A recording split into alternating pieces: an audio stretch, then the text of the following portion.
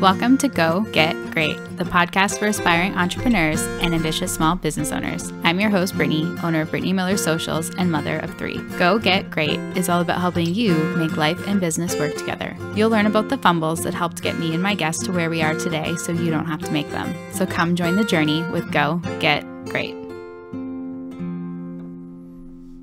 Good morning and welcome back to another episode of the Go Get Great podcast. Before we dive in, I just wanted to give you guys a little bit of a disclaimer. This is the first time I'm recording on a new computer, so I have a totally new audio system set up. So if anything sounds a little funky, I apologize. We will try and work through it to fix it for the next episode, but bear with us for today. Also, I am going through the phase in my pregnancy where I want to eat absolutely everything. I am just hungry nonstop, which is totally unrelated to the topic of today's episode. I just felt the need to share that because these have been sitting beside my computer and who knows, maybe I'll end up eating Pringles while I'm recording today because it's just one of those days. Anyway, so to dive into our actual topic, Brittany Miller Socials officially turned 2 in January of 2024, which is both hard to believe that it's been 2 years, but at the same time, it also feels like I've been in business a lot longer than that. Time is a really weird paradox. But as I was stopping to reflect on what the last 2 years have meant for me, there have been some successes and also a lot of failures that have propelled my business forward. But a few things stuck out above the rest and that I really wanted to share with you what I feel has contributed to kind of my success and also some of my failures so that you can take what I've learned and apply it to your business so that maybe you don't have to make the same mistakes and failures that I did to help you accelerate your business growth. So I'm going to share a few of the lessons that I have learned, and I hope that you guys find something useful, helpful, comforting, entertaining in today's episode. So the first thing that I wanted to talk about is that your business is only as healthy as you are. And that's the first lesson that I learned. I think there's 6 in total if you want to keep track. So I've been feeling this one really big time lately. If you guys have been following me on social media, you know that our house has been a revolving door of sickness since Talia started school and Rhea started daycare in December. It's been a time. It was 6 to 8 weeks of back-to-back ailments. It just felt like every time one person got healthy, someone else got sick. And with me being pregnant, my immune system is weaker than it usually is. So it was hitting me the hardest, I think, out of everyone. So I got worse symptoms and in general, it took me longer to recover.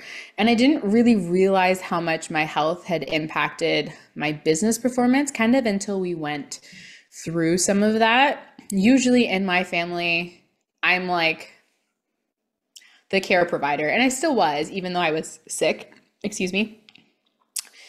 But this time I was super under the weather, could not function myself.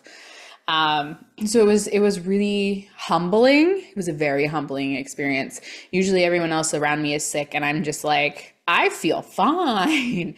In general, when I'm not pregnant, I have a very strong immune system. So to be on the complete opposite end of the spectrum this time was not an experience that I would like to have again. Let's just say that. Yeah, everything felt like a struggle between the headaches from sniffling so much and my ability to do all the forward-facing activities in my business, which is a lot, like recording podcasts and creating video content. I did push through on a couple of those. You guys probably noticed I sounded very nasally in the last few episodes that I put out by myself because I could not breathe. I think I had to stop probably more than 20 times in each of those episodes. It was every 2 minutes to blow my nose and just take a minute to take a deep breath and breathe. It was bad.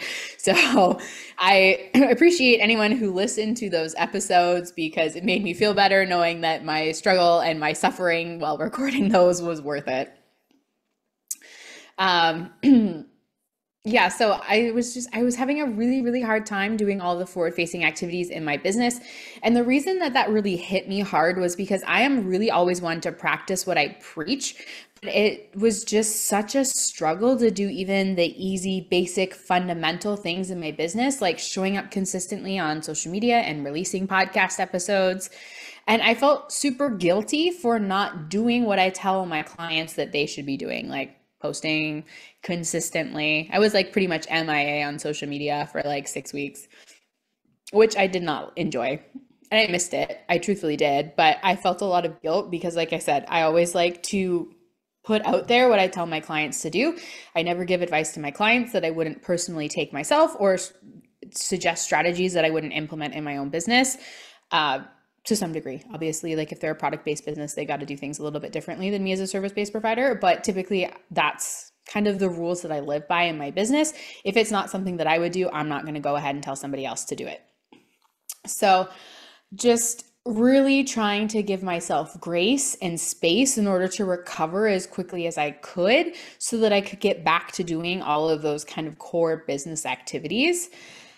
And throughout that process, because it was such an extended period of time, I did get a little bit better at listening to my body and what its needs were, which was helping my recovery finally in the end. Lots of extra sleep. I have not napped so much in my entire life. Okay, I shouldn't say that. I probably napped this much when I was a toddler and like Rhea's age, but as an adult, I have never napped so much. It was actually kind of a blessing that it was over the Christmas holidays because Grayson was home. So like I would get up with the kids in the morning, and then pretty consistently by like 10:30, 11, when Rhett was going down for a nap, I was like passed out on the couch because I was so tired. So then Grayson could play with Talia and Rhea while I slept for a little while. Lots of early bedtimes, lots of fluids, and not as much movement as I'm used to. So that was kind of the other thing. It was like very interesting to see my body's need to like really just like slow down and rest to really recover. There was like no physical exertion whatsoever. So I'm fortunate that I have a business that I can run from my laptop, which can either come from, sitting vertically or lying horizontally, because there was a lot of horizontal lying during that. So and I make this like last sickness sound really bad. And it's not the first time that my health has impacted my business, but it's obviously the most recent for me. And it was definitely the most extended period of time. I really felt that I just truly could not give my full self and my best efforts to my own business and to my clients. So that was a challenge, struggle, humbling. It's like I don't want to keep using the same words all the time, but they really do summarize kind of how I was feeling. But aside from like my physical health, I have faced a few several cases, of burnout over the last 2 years. When you're working for yourself in the first few years in business, it can just feel like you're in perpetual hustle mode. And to be able to like stop and step away from the never-ending to-do list and look after yourself, although that's what you need, it just feels like it's not an option, which I struggled with a lot. There were days where I would spend time looking after myself, starting my days with a workout, a meditation, getting dressed, and those were really good days and like seasons in my business. And then there were other seasons where I would like wake up and I would start working immediately, and I would literally work until I could not keep my eyes open at like 11 o'clock at night and then go back to bed. So I have seen both sides of it.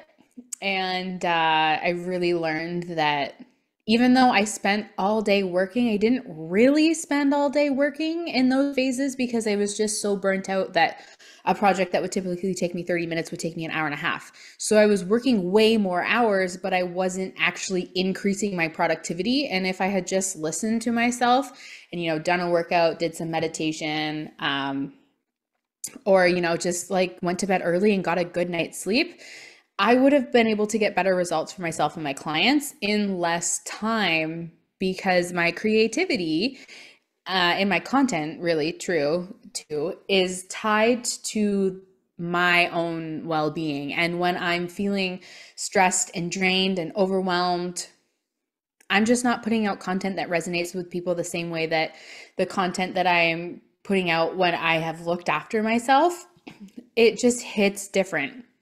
I was like, I can't explain it, but it just hits different. And I know that when I look after myself, everyone benefits, but it can still feel like impossible to do that sometimes just because of the amount of pressure that you're under as a small business owner. And like, not to say all small business owners are under this much pressure when you start a business, but in my particular case, because I had opted not to go back to work due to lack of childcare, less of an opt and more of this is happening. There's just been a lot of financial pressure specifically for me the entire time that I have been running my business. So I have felt that pressure all of the time. Whereas I know a lot of people wait until their business is consistently generating a stable income for them before they step fully into entrepreneurship. That was not my reality. So there's been a lot of stress around that. So it did oftentimes feel impossible to kind of step away from the to-do list to look after myself. And I'm getting a lot better at noticing it. Like, I went through this phase kind of in early January. I was driving past my massage therapist's office and I was like, oh man, like, it's been so long since I've been in. I really should book an appointment. And then the thought that followed that immediately was, Brittany, have you seen your schedule lately? You do not have time to book a massage appointment. And I was like, oh, that's a bad thought to have. That's a really clear red flag indicator that there's some adjustments that need to be made in my business. I need to be taking on less meetings. I need to shuffle some of my priorities around, maybe delay some of these deadlines because I need to look after myself. Otherwise, I'm going to end up in that state of burnout again. So I was like proud of myself for being able to kind of identify that before I hit full burnout mode again at the beginning of the year. Like, the beginning of the year is not the time where you want to feel burnt out in your business. So I was happy about that, but it definitely is not something that you just like magically get over one day. It's definitely something that you have to keep working through. But I know that, my clients are depending on me and my family is depending on me for income, and I depend on me. Can I say that? Is that weird to say I depend on me? But I do, because I have certain standards and expectations in my business, things that I should be able to do. And when I don't deliver on them, like posting social media content and putting podcasts out regularly and doing all these things, then I feel guilty that I'm not doing them. So I'm just trying to listen to myself more, to kind of recognize those cues, but also know that, bad days happen, and that's like, okay, they're going to happen. It's not like I'm going to have perfect days every day where I get to look after myself, but every day is a new day to start over. And just because yesterday was a bad day doesn't mean that today has to be a bad day. So that was one of the really crucial things for me, and I think will be one of the biggest things for me going forward, is kind of having that awareness, being able to identify those signs before it gets too bad and put the necessary steps and pieces in place and the support systems too, to be able to look after myself in that way. That I'm always delivering high quality content and work for my clients. I'm able to connect with my audience, feel my creative self, and just be able to do all of the things that I need to do the way that I feel they need to do them.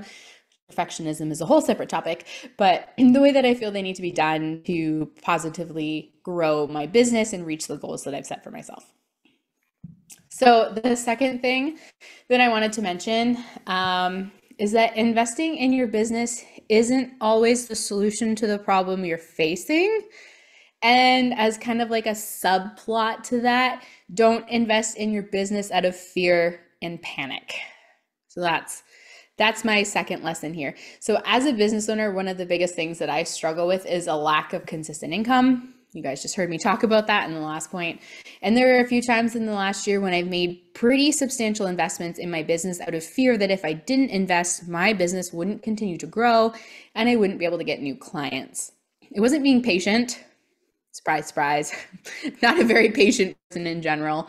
But I didn't trust in my own abilities to generate income and grow my business myself without making these investments.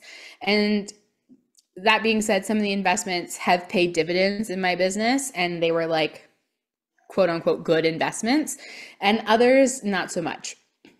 And like I said, a few times when I was making those investments, I was really stretching my budget to do so, which ended up causing me even more financial stress because of my lack of consistent income. And it caused more fear and concern and all of those just like negative emotions that you don't want to be feeling when you're trying to run your business and make sound decisions about everything. I also treated investing like some overnight cure to the problems that I was facing in my business. I felt like if I didn't have enough clients, then I should just hire someone to bring new clients to me. So I hired a lead gen service to bring more awareness to potential clients about who I am and what I could do to support them. And then I couldn't figure out where the money was going in my business or what my monthly expenses actually were. So I made the decision to officially hire I'm going to call it a full-time bookkeeper. He's definitely not full-time, but he handles all of my bookkeeping now. So there's very little that I have to do in that way. And that was actually one of my best investments. So, it depends. Investing in your business needs to be one of those things that you're really confident about. And not to say that investing in lead gen services was bad, but every time I had an issue, I tried to solve it with an investment instead of trying to figure it out on my own, instead of being patient, and instead of trusting myself to do what it was that I needed to do to actually grow my business. So again, not saying that investing in your business is bad. It's not. It's actually very healthy to continue reinvesting in your business to see it grow, but it can't be done from a place of fear, which was the big takeaway that I had. You need strategic investments, and I know that now. And you also need to be realistic about the timeline of the return on your investment. So like I said, I was expecting overnight results. I didn't have any clients. I hired a lead gen service. I thought within a week or two, I would have a whole bunch of proposals sitting in my inbox of projects for me to start on. Not realistic. No, that was bad. So I went into that investment with unrealistic expectations, which may or may not have colored my opinion on the outcome of it. And that's on me. That's totally on me. Had nothing to do with the service provider or anything like that. I do actually think that I will see good results from that investment. It's just I was not thinking about the appropriate timeline for it. So having more people know about my business is great, which is why I think that it's going to be good for me long run. But it's likely going to be 6 to 12 months before any of those people know me, like me, and trust me enough to invest in my services. And even as a marketing expert, like I know this, I teach this, I preach it, I talk about it on social media in my podcast. You guys know that one of the reasons I have 6-month retainers for my social media management services is because it takes time for people to develop that know, like, and trust. And you're not going to see the revenue until those things are in place. Yes, sometimes you can see revenue sooner, but I expected, like I said, in a week, when realistically I should have been planning for 6 or 12 months from now to kind of see that return after I've nurtured those new connections of people that the lead gen service brought to me. Excuse me. So I see this a lot with people looking for social media management services as well, actually. So it was kind of one of those, moments in my own business, because I literally did the same thing that I often complain about to Grayson when clients come to me. And they're like, okay, so like, why aren't we seeing results? I was like, okay, well, it's been like 2 weeks, so we're not going to see results yet. And 6 months, like I said, sometimes isn't even enough time, even though that's what I set my retainers for. But especially like specifically if you're making big changes with your social media strategy, it can take longer than 6 months for you to kind of see the changes that you're looking for in your strategy. And oftentimes when I start with new clients, we are making some pretty substantial changes to their strategy and the kind of content that we're posting. So investments, what I just kind of want to clarify before I go off on a tangent of when you can expect to see results in your business is investments need to be made with a long-term mindset and the financial support to see out the length of time needed to get the return on your investment.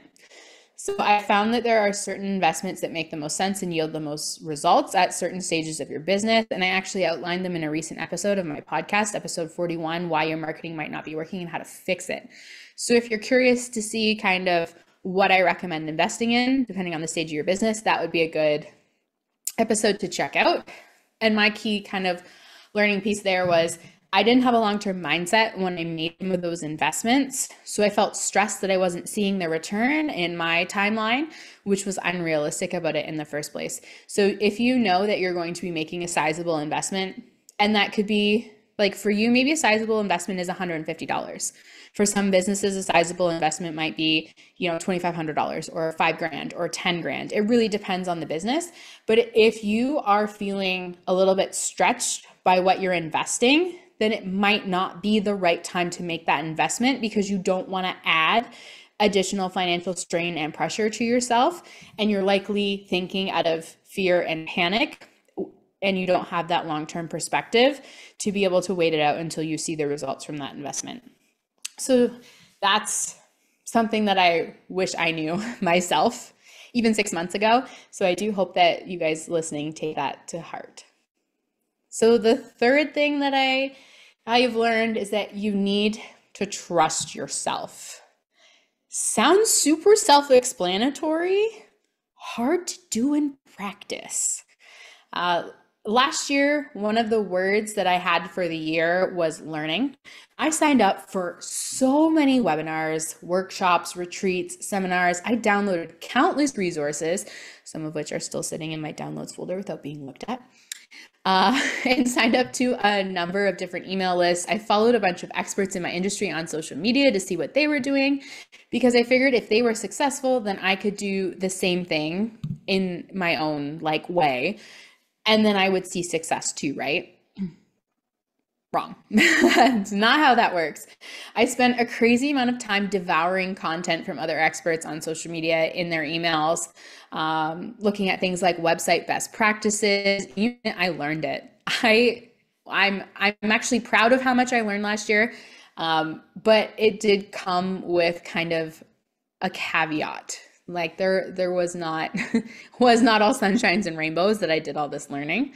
But I had an epiphany at the beginning of this year, is that last year, although I was learning, I was actually in a learning paralysis phase. I had such a bad case of imposter syndrome that I didn't trust myself as an expert. I thought I needed a fancy degree or several for people to be able to trust me and want to hire me. I really felt like a fraud. I actually had friends of Grayson's calling me a fraud, which was not helping the situation. And that was something that I had to kind of work through. And it's one thing for strangers on the internet to make comments on your social media posts, but when it's someone that's saying these things, it just hit different. So I struggled with that a lot. And I figured that one of the best ways to overcome it would be to learn absolutely everything I could about marketing, not only about social media, but about marketing in general. And I dedicated hours and hours and hours to watching all of these trainings and reading all of this information, a lot of which was really conflicting, for the record, and truly not good info. So just, be careful that what you read from all of these experts isn't necessarily what you need to do. And the same goes for me too. If you're looking at something that I posted on social media and I made a suggestion and you're just that is a resounding no for me, then just because I'm an expert doesn't mean that you need to listen to what I'm saying. You have to do what speaks to you and what feels good for you in your business. And yes, there are certain best practices that all businesses should follow. But one of the reasons why I love working with small businesses is because everyone has a different need. And not all advice is going to apply to every business. That's why 100% of what I do is custom strategy for your business, because there are exceptions to all of the rules and best practices and all of that. But getting back on track here, I spent so much time learning, and I did learn some new things, but at the end of the year, I started to realize that I actually knew a lot of what other people were teaching me. So maybe that finally gave me the confidence boost that I needed to get out of this learning paralysis. And if that's the case, then, I really am grateful for it.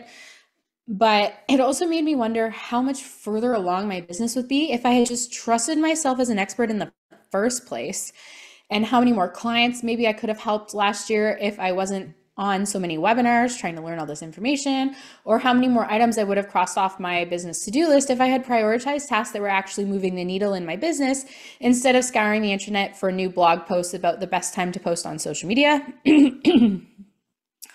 sorry, about the best time to post on social media. Spoiler alert, I don't think it really matters. And I don't want to say that I wasted my time because I think that there was still value in everything that I was doing. But looking back, I wish that I had trusted myself more. And I wish that I had, instead of dedicating so many hours to learning, had dedicated more hours to actually doing, which is probably easy for me to say now that I'm not dealing with imposter syndrome, at least not to the same extent that I was. But if you're a business owner who feels like you have imposter syndrome, don't get stuck in paralysis mode like I did. I highly recommend a therapist or a business coach or investing in someone to help guide you to where you want to be, or just to be there to simply remind you of all the progress that you've made and the wins that you've had, because it really can help reduce the feeling of imposter syndrome and get you back on track and actually taking action in your business, because your business will not grow if you're not taking action. And every business owner wants their business to grow in some way or another. They want to make more money. They want to help more people. They want to work less hours. There's always some sort of room for improvement in every business. So I know that that's something that could help anyone. And although not always from imposter syndrome, I do find myself in paralysis mode often when it comes to making big decisions for my business, especially if they have like a large time or financial association with it. And the best thing that I found to work for me, and again, this works for me, this may not work for you, is, and to get me to trust myself with the decision, is to take action in some small way to work towards the bigger goal.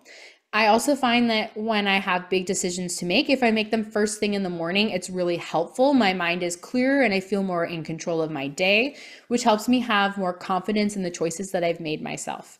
So right now, you guys know that I'm working to launch my course, Profile the Profit, which is coming out later this month. I am so excited that I'm on track for this deadline and this launch date finally. November did not work from pregnancy fatigue. December and January did not work due to sickness. So I am drawing the line in the sand. It is coming this month. So stay tuned for more details on that. So I'm working to launch my course, which has been a lot bigger of a project than I expected. And a few times I felt really paralyzed about how to move forward because there was simply just so much to do that I couldn't envision a world where I could get it all done while also handling all of the other responsibilities that I had.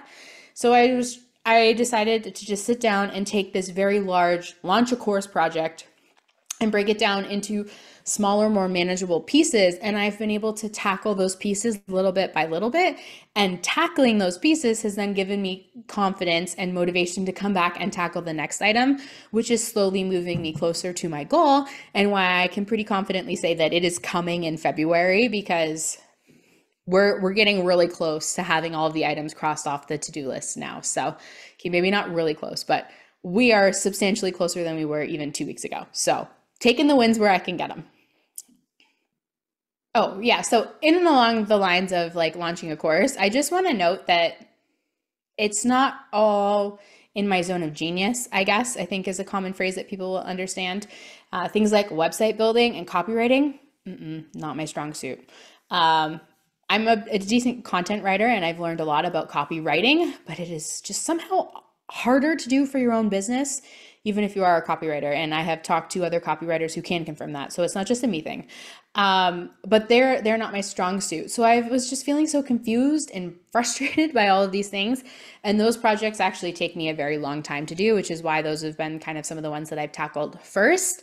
So I'm easing my mind by kind of eating the frog is the other business phrase for that one. But yeah, I have a lot of fear that I'm going to like write the wrong words when I build websites or write emails, that what I'm putting down is not going to resonate with my audience and therefore no one's going to want to buy my course when I launch it. That's a big fear that I've been struggling with. So taking these kind of daily small action steps towards launching my course is really helping me overcome that.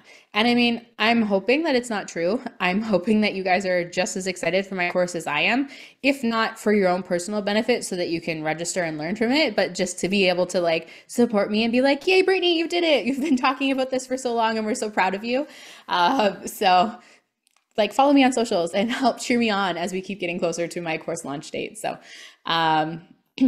I really had the realization that no one can buy my course if I never actually launch it. So, you know what, even if I write emails and people read them and they're like, yeah, this isn't for me, then you know what, at least I tried and maybe it will resonate for someone. And if I sell even one course registration, I will be I will be happy about it because I launched it. I would like to sell more than one, but what excuse me, what business owner doesn't want that? Um, yeah, so it's just kind of the more projects I tackle, the more confidence I gain, and the more my imposter syndrome subsides, which is really good. So, as much as being sick sucked earlier this year, it was really helpful for getting a lot of stuff off my to do list because I couldn't create podcast content and I couldn't necessarily be recording reels as much as I was before. So, I was doing a lot of like back end, behind the scenes work. Like, I built a bunch of welcome sequences in my email platform and like refreshed them because they needed to get done. And I redid like literally half of my website.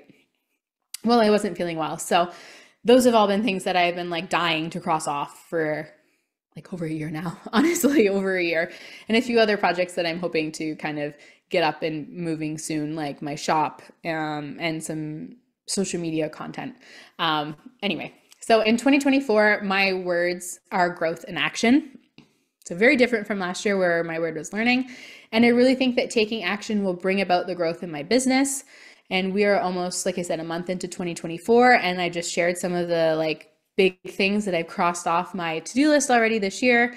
So I'm feeling very excited about my course launch and all the other goals because they feel manageable now. Like it doesn't feel like I've set these big momentous goals. Okay, I've got a big momentous revenue goal for my business this year, which terrifies me a little bit.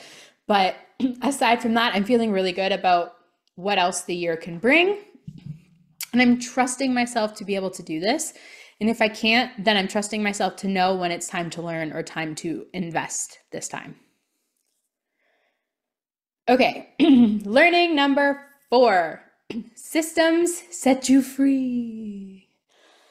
Okay, so for the record, I hear everyone say this, and to some extent, I know that it's important, but I've really learned this lesson during my recent pregnancy and the never-ending flu season in our house. And it wasn't until I had to really, really slow down and step back from certain aspects of my business that I realized just how much I actually do manually in my business. I really thought that last year I had automated a lot of things because automation was one of my goals for the year. Yeah, not so much.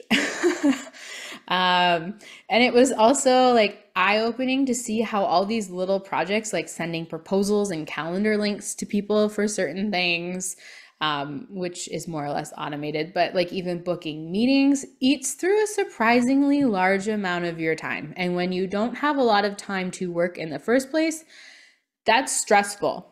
And also like booking meetings, not why I started my business. That's not what I want to be doing. Doesn't really feel like I'm having an impact that way.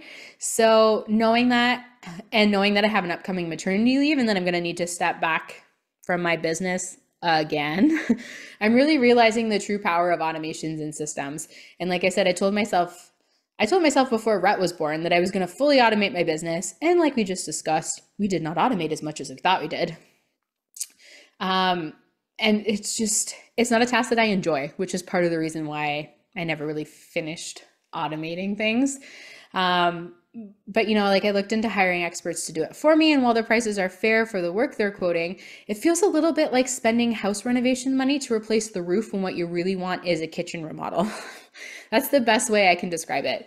It's necessary, but it's not fun.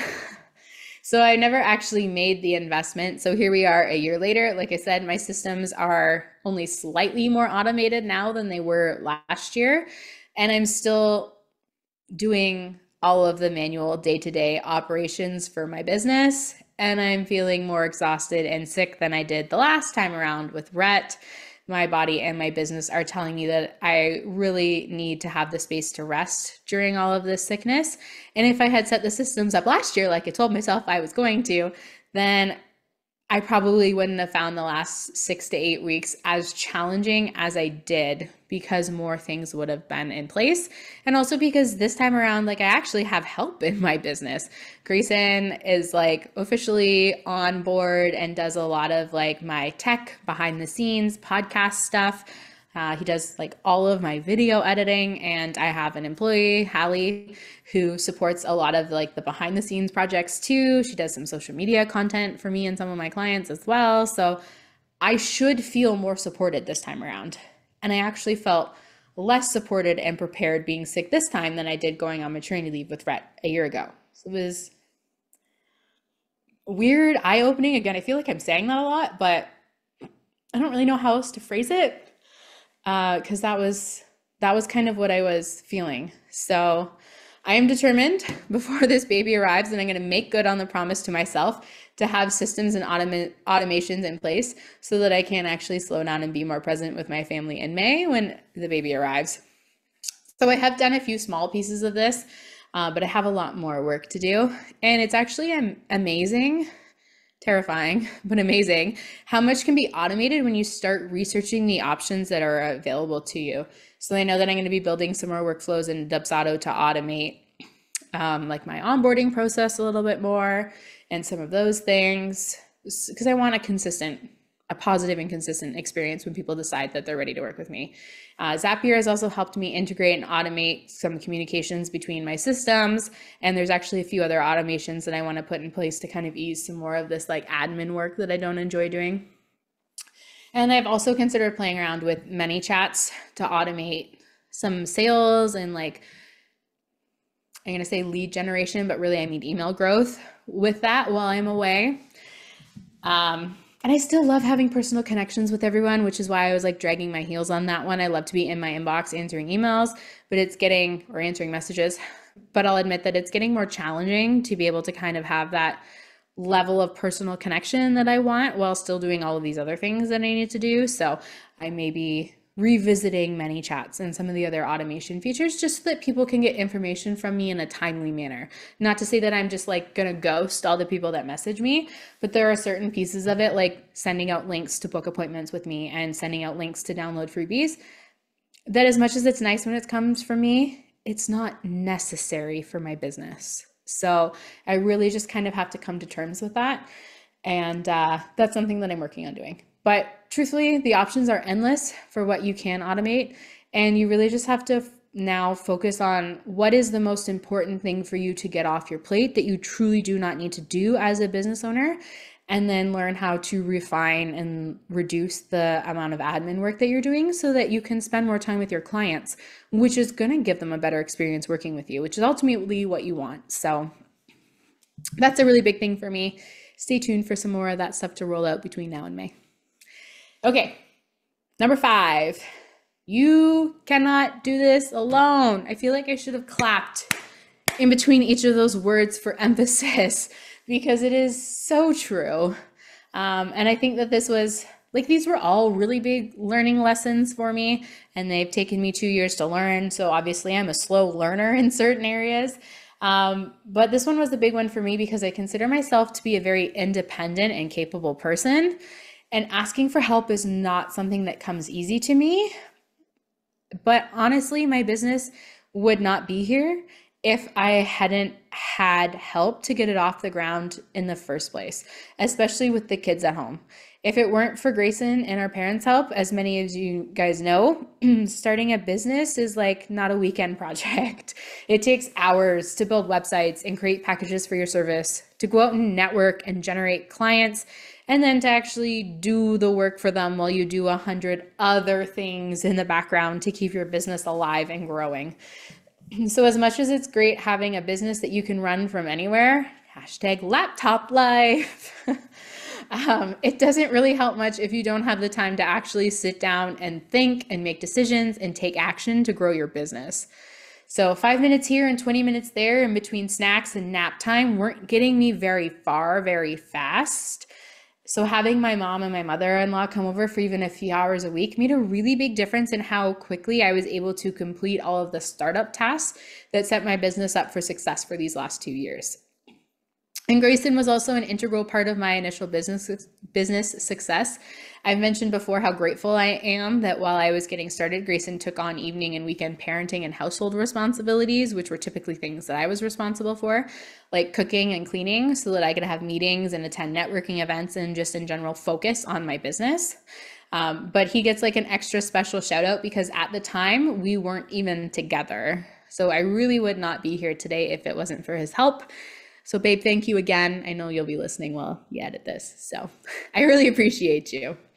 Yeah, but running a business, not a solo sport, like at all. So aside from having help from my family, or a support system for you, whatever your case may be, it is integral. I was never truly alone in my business efforts. While maybe I could have figured it out on my own, my educational background is business, but having mentors and fellow business owners to turn to with questions and frustration can be the difference between a business owner having the resiliency to continue and come back stronger after setbacks or not. Like the ability to text a friend and vent about a bad day or a client who's driving you absolutely bananas. Just even to have someone to spitball ideas with makes entrepreneurship so much less lonely. And sometimes it's the loneliness that gets you. So that was like one of the reasons why I started my business. After 2 years on mat leave in the middle of a pandemic, I was dying for adult interaction because Grace and I were not dating. So like literally I was talking to my children all day, every day, and I love them to pieces. I do. But you need the stimulation of having challenging conversations and like thinking about things differently. And there were some of those. Talia went through the why phase during some of it, but as much as I hated networking, I'm an introvert, it was nice to have a reason, or rather an excuse, to get out of the house and go and talk to adults for a change. So I appreciated that aspect of my business. And I was fortunate that my business started with a grant from the Small Business Enterprise Center in St. Thomas. And with it came mentorship from advisors there, which helped me navigate the legal landscape of registering a business. Ironically, not something taught in business school. You would think it's kind of foundational for success, but no. But all of that helped me get started. And the fellow small business owners I met at some of those networking events gave me the support and encouragement I needed to get over some of the rougher few months when you're first getting started and you're working a bazillion hours without actually making any money because you have to put in the time to create those connections initially. Growth and progress feel super slow when you're getting started, and having business owner friends who get that struggle, but also the satisfaction that comes with putting in the hours and seeing results from your efforts is really big, or at least it was for me. Like the feeling you get when you make money for the first time is incredible. And as I was sitting down to think about what I wanted to talk about in this episode, I was trying to come up with an analogy. And the best one that I could come up with is it feels like when you bring a new baby into the world and you get to meet them for the first time. It's like a mix of awe and wonder and accomplishment and hope. And it's not an easy feeling to give up once you've had it.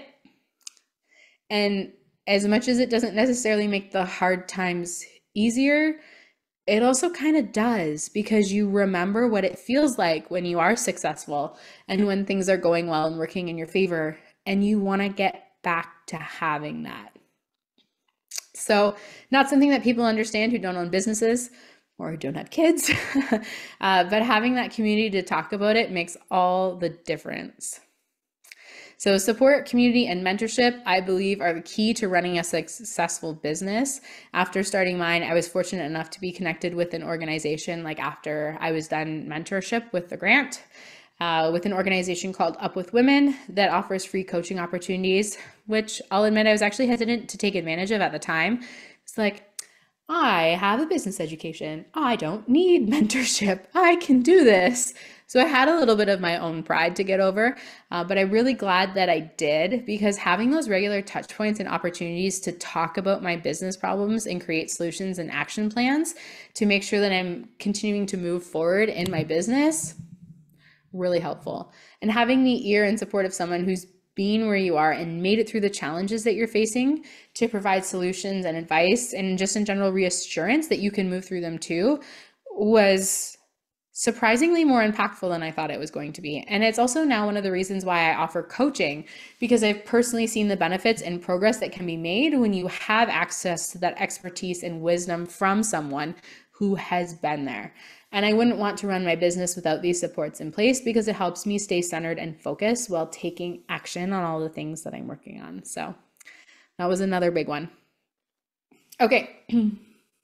Number 6, this is the last lesson that I've learned, I promise. I mean, I'm sure there's a bazillion other small ones, but this is the last one of the big ones. But failure is the way forward. Yeah, another hard pill to swallow for me. Growing up, I used to be afraid of failure. I would literally go out of my way to avoid situations that I knew that I wouldn't excel in, aka gym class. I didn't take classes that I knew I wasn't good at, especially if they were not required. We only did 1 year of gym and then we were done. And I also thought that bad grades and making mistakes meant that I was a failure. That if they did happen, rather, I let them define who I was as a person. I let that failure or setback mean that I was a failure. And I took it really personally. And somewhere along the line, I picked up this habit of perfectionism because I didn't want to be a failure. I didn't want to feel like a failure. And it stuck with me during all of my schooling and most of my adult life until recently. I guess you could say I'm a recovering perfectionist now. It's still definitely a work in progress, but one of the things that I've learned is that most of my growth has actually come from my failures, or at very least the struggles and setbacks that I've had in my business that I've overcome. So I was trying to think of an example for this one too. Not an analogy, but an actual example of some of the failures that I've had in my business.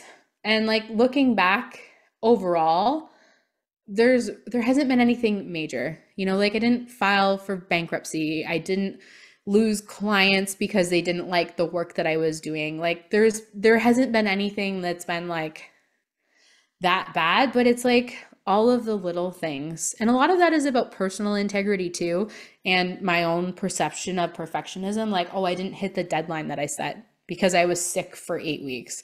Okay, Brittany, come on. Be realistic with yourself when, these things happen, because you can't control them. You really can't. Because trust me, if you could control whether or not you got sick, no one would ever be sick. Who wants to be sick? So that was a big one. But one of the other, I guess, experiences or things in my business that I would consider a failure, or at least that I did at the time, was the last time I tried to launch a course. So Profile the Profit is actually not the first course that I'm launching. It would technically be the second. So around this time last year, end of February, beginning of March, I tried to launch an email course called Zero to Inbox Hero.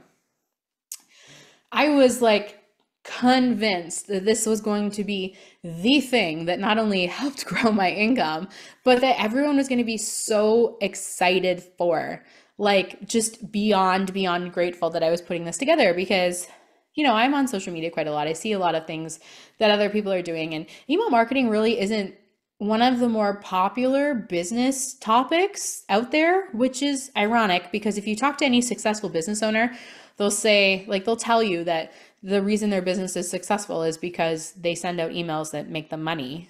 So email marketing is really fundamental to your business strategy. And you guys know this because I've talked about it in other podcast episodes. So I'm going to try not to go down that tangent rabbit hole, but I really thought that more people would be excited for the course because it's not something that's talked about. So being one of, I'm going to say maybe a few people who do talk about it, I thought I would draw more people into my circle who would be excited to then purchase the course when it became available. Well, there were a few flaws in that plan. Namely that I was so busy getting the course ready after just having a baby that I wasn't really talking about it on social media. Problem number one. Problem number two was that even with the people that I did have following me, was still not talking about it on social media. So I basically just went, I have a course that's available, buy it. And then I was amazed that no one bought it. Gee, I wonder. I hadn't built the know, like, and trust with my audience. I hadn't positioned myself as an expert. Failure number three. I hadn't told people that I know what I'm talking about. when it comes to email marketing, that is an area of expertise that I have, that I can actually help them generate more sales in their business and streamline their content creation process by sending emails, because most people think that it means more work. I hadn't educated them on the benefits of having an email platform, that you make more money from it, that for every person on your email list, it's roughly equivalent to $42. I hadn't spent enough time preparing my audience for the need for the course. So it was a lot in how I marketed it. Now, as a marketer, that sounds like a pretty big failure to me. Like, oh, you didn't market your own course. Wow, gee, what are you doing marketing then? But it doesn't mean that I'm a bad social media manager or that I'm a bad email marketing expert. It just means that I kind of forgot some of the foundational steps that come with putting something out there, because I was busy. I'm going to blame it on postpartum mom brain a little bit, just a little bit. But I was busy getting the course ready. And because I was in a little bit of a financially scarce time, having Grayson off work without all that income, I was like really rushing to get it ready. It was like, and it was a good course. I don't want to discount the fact that I didn't deliver quality material, but I didn't give myself a long enough runway to actually prime my audience to get ready to purchase it. So I also felt like a failure, problem number 4, when only one person registered for my course. And in reality, I should have been absolutely ecstatic.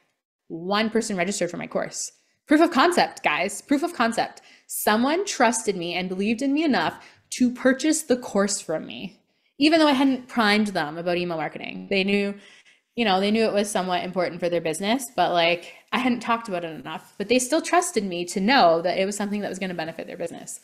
But at the time, I didn't have that, like, I'm going to say 2020 vision on that. I was just like, oh my God, I have spent like weeks and weeks and weeks getting this course ready and one person registered. So, after like 48 hours of pouting, getting over my ego there, I was like, you know what? Okay, I have one person that signed up. So this is going to be one heck of a course for that one person. But if I'm going to run it for one person, I might as well run it for 10. So I invited a few other people to participate and get experience. And it was like, okay, you know what? It's going to be great. I'm going to get testimonials. Just run it again in a couple months. Talk about it on social media more. No big deal. No. So in my attempt to make sure that one person had this phenomenal experience with my email marketing course, I took what promised to be a get started with email marketing, like quick and easy kind of course promise or transformation statement, as they call it in the world of marketing. And the course actually became an everything Brittany knows about email marketing course. Yeah. 1 + 1 did not equal 2. So by the time the course actually started and I started delivering it, even the people that I invited to participate for free, after a couple sessions were like, nah, I'm done. And they stopped showing up to the lives because I actually gave them too much information. They were not ready for the level that I delivered in the course. And like, that's not to toot my own horn. I don't say that way, but I promise to help them get started with email marketing for people that do not know anything about email marketing. So it'd be like what's a good example? It'd be like showing up to what you think is a beginner math class to teach you how to do long division, and then they start throwing calculus at you. You're just like, no peace, gone, bye. Which, I respect them for. And I learned a lot in that process that what you promise needs to be what you deliver. And yes, over delivering is good because you always want to give your customers and your clients or your course attendees a good experience. You have to be realistic to where they are in their journey and not overwhelm them. I guess another example would be like showing up to learn how to run a 100-meter dash and then them telling you you're running a 5K. It'd be like, no, I'm not doing that. So that was a really big learning experience for me. So even though the entire course process for me felt like a failure, because in the end, big surprise here, I got 0 testimonials for my course because they stopped showing up to the sessions. And again, I don't blame them. I threw too much at them and that was on me.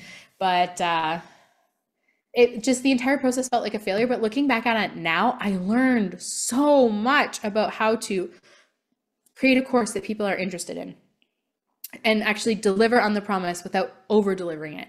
I learned like the marketing runway for a course and priming my audience for all those things. I also learned a lot about like the technical aspect of delivering the course.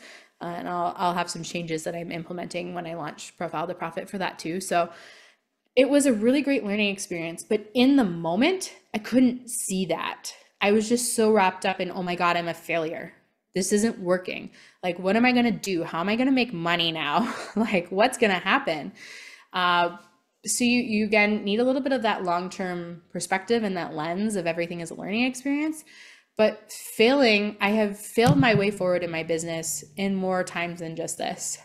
And I'm saying this now with the cautious optimism that I will have more than one person register for this course, which again, I hope is the case, but realistically, who knows? Maybe I still have a lot more learning to do before I'm really ready to register or to launch courses that people are ready to register for. But I'm optimistic about what I've learned and what I'm going to be putting in place for this time. And I'm just, trying to focus on that failing forward mindset, and that even if I have one person register this time, it's still a success because, I've tried new things. I've been doing paid ads for Facebook for this course, and I'm seeing some results with that. So I'm learning a lot in that process, and I'm really focusing in on like website experience. And I don't really know how else to explain it other than website experience, but like streamlining the process and doing all of these things, which should theoretically work well for this course launch. But you know what, if they don't, then I know for next time, like, hey, maybe investing all of this time in building, I really want to like give a number for you so that you can emphasize or like understand how much time I've actually spent on the back end preparing just my website for this course. I want to say it's something like 12 different website pages. It's a beast, guys. This is like full on launch mode. This is like way different than when I launched my email marketing course last time. So I'm curious to see how that translates into results for my business. But I will be launching Profile to Profit this month, and I will be relaunching my email marketing course later in the year. Maybe before May, we'll see. We'll see how this course launch goes, how motivated I am for this. But I will be relaunching the email marketing course, and I will be splitting it into 2 pieces because I've learned my lesson. And the first half of it will be getting set up with an email platform if you have not done that. And the second part will be if you have an email platform that you've been using and you're ready for more of those advanced techniques. So we'll talk about like segmenting your audience and building in some of those advanced sequences to have that good customer experience and all of those things. So there'll be 2 different courses, 2 different email marketing courses that I am hoping to launch later this year, taking everything that I've learned from my first email failure and whatever I learned from my time launching Profile to Profit later this month to then focus on some more courses later in the year. So failure is not defining, just to summarize. And it's honestly the best way to learn. And I don't know that my business would be as successful as it is now if I hadn't had some of the failures that I had last year, because every time I fail, I learn more and I grow as like an individual, but also as a business owner. So I'm trying to transition my brain now to taking more risks, because I was a very risk adverse person because risk meant failure, to trying different things and having more of like a scientific approach to my business and to be like, okay, well, what if we try this? What results can we get? Be like, okay, well, that either did or didn't work. So let's adjust our strategy and then try this and then see what results we get. So I'm trying to make that mental shift of how I approach different activities in my business so that I can be more open to those failures or learning experiences to be able to grow. I'm going to say further, faster, but just like in general, to be able to grow who I am as an individual and who I am as a business owner. So failure is not defining. It's actually the best way to learn and grow. Yeah. So I hope that you guys enjoyed today's episode and all of my rambling. I don't even know how long I've been talking here, but I'm sure Grayson will go to edit it and be like, Brittany, you didn't set the timer. You talk too much, which has been some of the feedback that I get from him. But to summarize, the 5 things that I've learned in business, real quick and dirty. First one, your business is only as healthy as you are. 2, investing in your business is not always the solution to the problem you're facing. Also, don't invest out of fear and panic. 3rd one, trust yourself. You are an expert. Unless you haven't had any clients before or gotten results for yourself, in which case, be careful with that one. But trust yourself. Systems set you free. Number 4. Number 5, you cannot do this alone, nor should you. And number 6, failure is the way forward. So thank you guys so much for listening to this episode and also supporting me in my business. Over the last 2 years, it has been an absolute roller coaster, and I have loved almost every minute of it, except for when I'm feeling like a failure. But I'm truly grateful every time you guys hit play on an episode or every time you like and comment on a social media post. You don't have to work with me to support my business. It's just all of these other things that you guys do. Telling friends about me, joining my email list, listening to a podcast, all of that supports my business. And I'm grateful for each and every one of you. And I really hope that if you've listened to this, you'll send me a message on Instagram and let me know which lesson you took the most away from, or which one you found entertaining, if you even liked this episode at all, so that I know I'm going to be planning a bunch more episodes. I'd like to do some more solo stuff. I like sharing what I've learned with you guys. I hope that you love it too. And I want to know what you guys want me to talk about. So if you have any suggestions for other podcast ideas that I can do, either with guests, so that I know what guests to bring on too, or what solo episodes you'd like for me, that would be really helpful. So thank you guys so much for listening, and I will see you again next week. Thank you so much for tuning in to Go Get Great. I hope you found some useful tips and tricks that can help you make life and business work together. If what I said resonates with you, please share it on social media, and don't forget to tag at Brittany Miller Socials so that I can celebrate you for taking those first steps towards achieving greatness. Remember, success doesn't happen overnight. It takes dedication, hard work, and a lot of spirit. So don't be afraid to dream big and go after what you want. Keep striving for greatness. You get closer with every step forward, no matter how small they may seem. Until next time, go get great.